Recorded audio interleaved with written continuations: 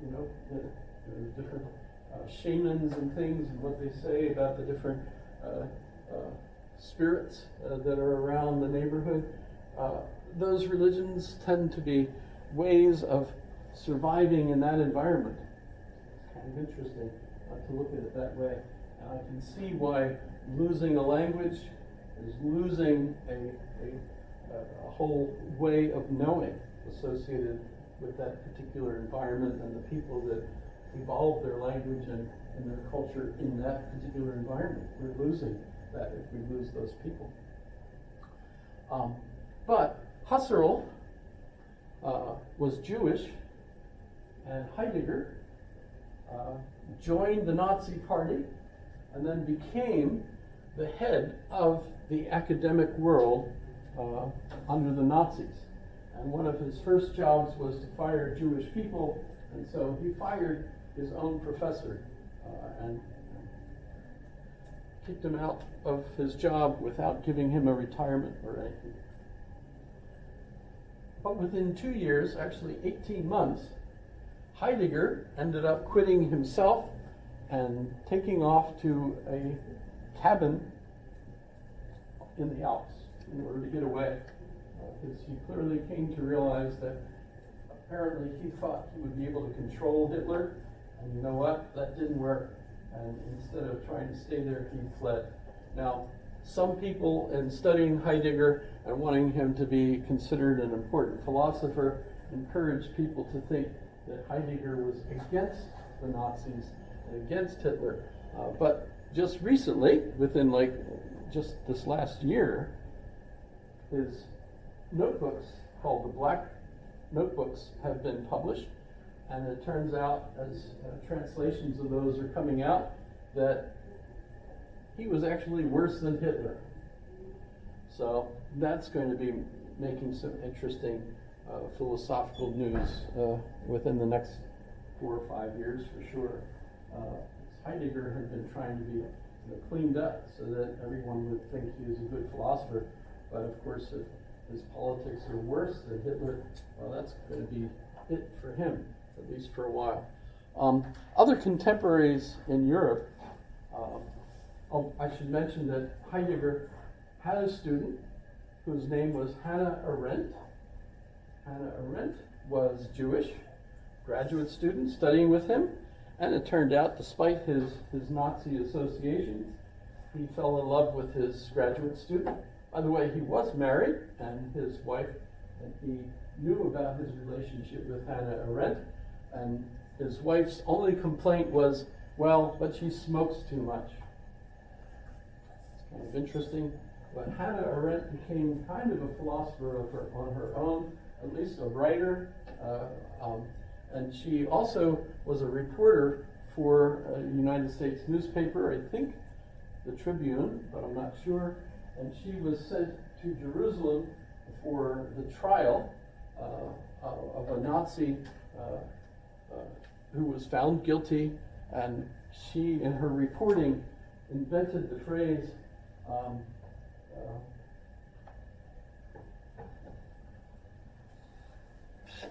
something of evil, I think.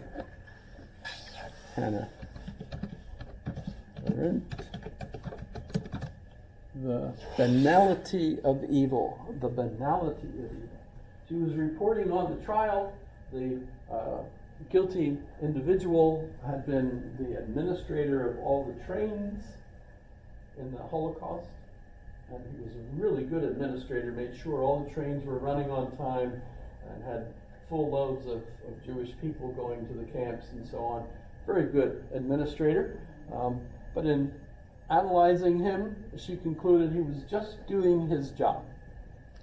So it's not like he's Voldemort or some sort of evil creature himself that just seethes with evil. Instead, he is just a perfectly good, normal administrator who's doing his job. It just so happened that his job is shipping all of the Jews to the camps.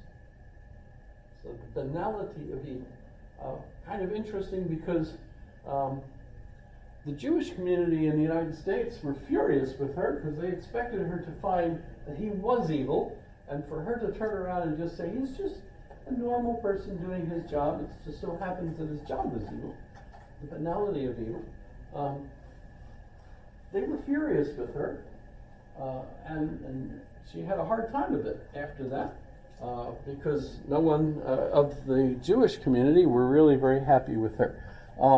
The funniest thing about that was, if you saw the movie, I could pull it up, but I'm running out of time. But the movie by Mel Brooks, the director Mel Brooks, called Young Frankenstein. How many folks have seen it? Young Frankenstein. Okay. I guess I will play a segment from it. There's a recurring theme. Have I mentioned this already? Yeah. I did.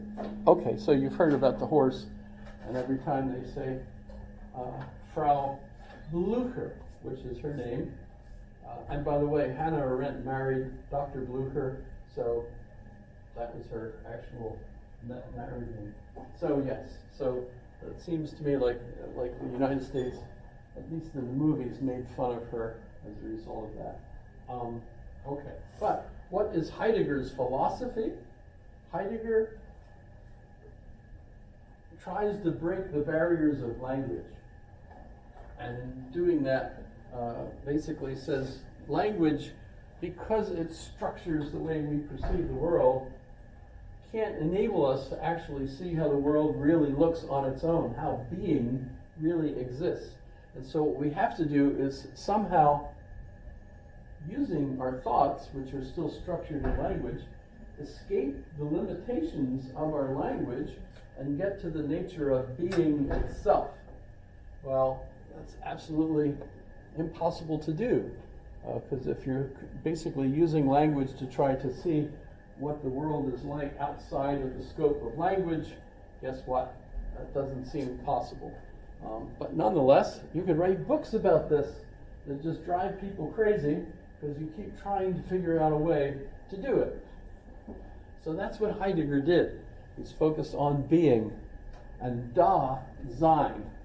Dasein is being there. Sein is to be, and da is there, right?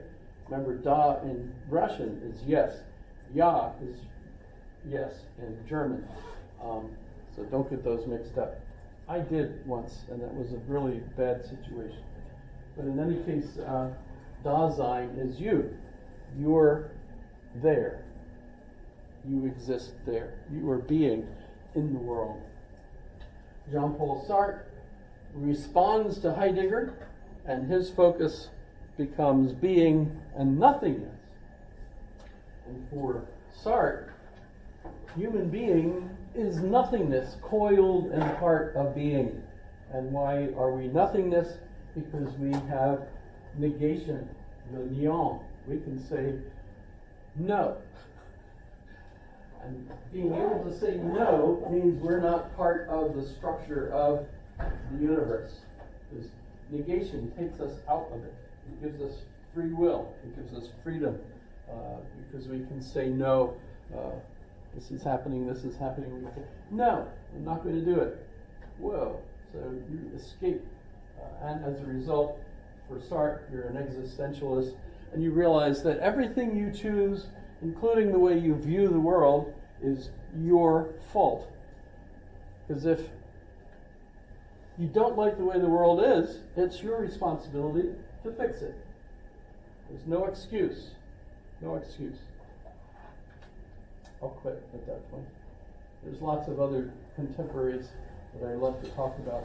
I'm very sorry I didn't have the bulb. I'm going to spend some time now calling the technical folks and see about my guess is that it's the bulb. They have a lifetime, and once they reach that lifetime, they shut off.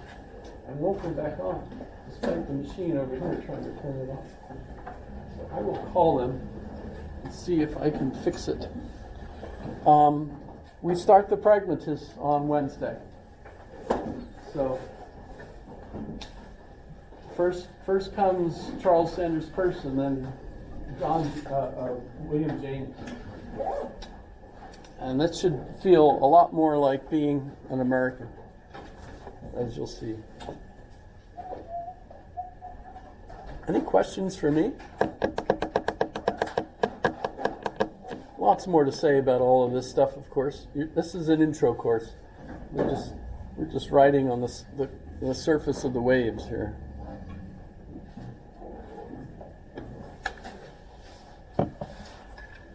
Can't cover all of philosophy in one semester. Well, it's actually kind of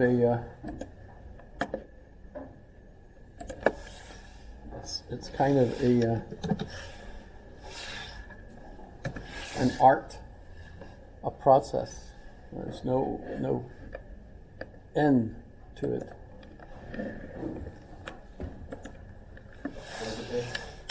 You too. IT, not ITT, right? Yes, exactly. And I've got 907-786-4646. I think I could just dial 4646. All right, be that way.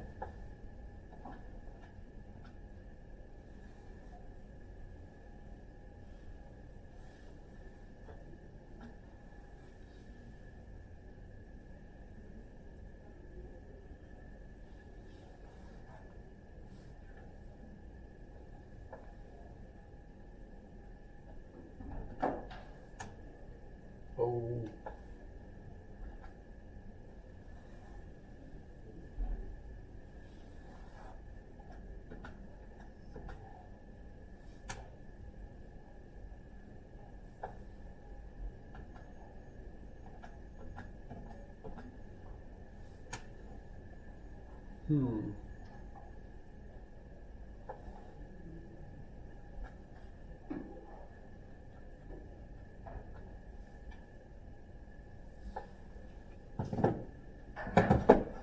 Okay, I can't figure out how to get that to you.